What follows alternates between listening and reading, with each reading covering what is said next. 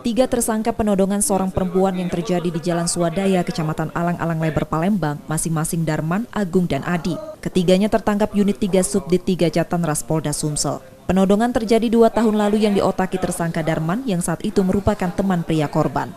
Awalnya korban dibonceng tersangka Darman dengan menggunakan sepeda motor. Setibanya di jalan sepi, 3 tersangka lain melakukan penodongan, 1 tersangka lain Yadi yang saat ini belum tertangkap menodongkan senjata tajam dan merampas barang dan uang korban. Pencurian dengan kekerasan curas, di mana diduga pelaku utamanya adalah seorang pacarnya. Ketika pacarnya pulang dari rumah sakit Siloam, maka di tengah jalan rupanya sudah direncanakan pacarnya ini merekrut 2 orang untuk melakukan penodongan, kemudian mengambil tas dari korban yang berisi handphone dan uang.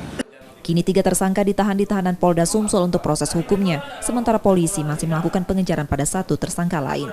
Reski Oktora, Muklas Diferensial, Kompas TV, Palembang, Sumatera Selatan.